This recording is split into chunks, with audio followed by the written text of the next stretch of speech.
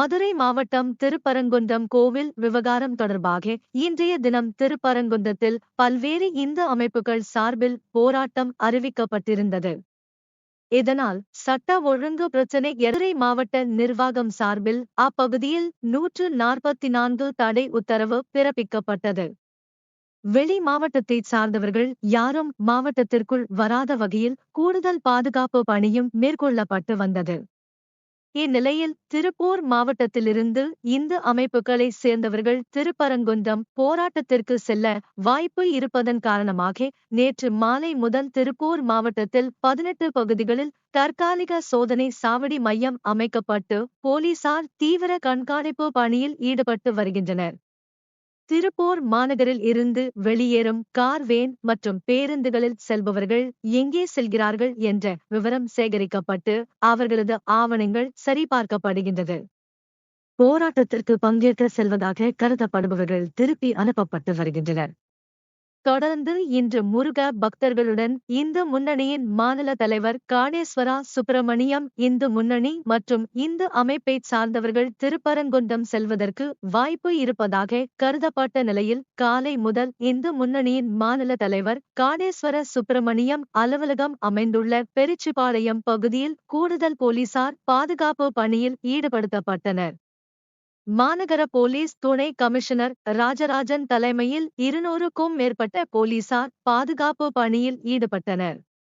தொடர்ந்து திருப்பரங்குன்றம் செல்வதற்காக கையில் வேலுடன் அலுவலகத்தில் இருந்து தொண்டர்களுடன் இறங்கி வந்த இந்து முன்னணி மாநில தலைவர் காடேஸ்வரா சுப்பிரமணியம் காவல்துறையினரால் கைது செய்யப்பட்டார்.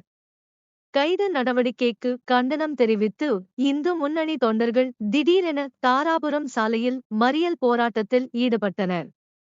மறியல் போராட்டத்தின் போது கைது செய்யக்கூடாது என வலியுறுத்தி இந்து முன்னணி தொண்டர் ஒருவர் திடீரென பெட்ரோல் ஊற்றிக் கொண்டு தீக்குளிக்க முயன்றார். அவரை தடுத்து போலீசார் அவர் மீது தண்ணீரை ஊற்றி அழைத்துச் சென்றனர். தொடர்ந்து 300க்கும் மேற்பட்டவரை போலீசார் கைது செய்து தனியார் மண்டபத்திற்கு அழைத்துச் சென்றனர்.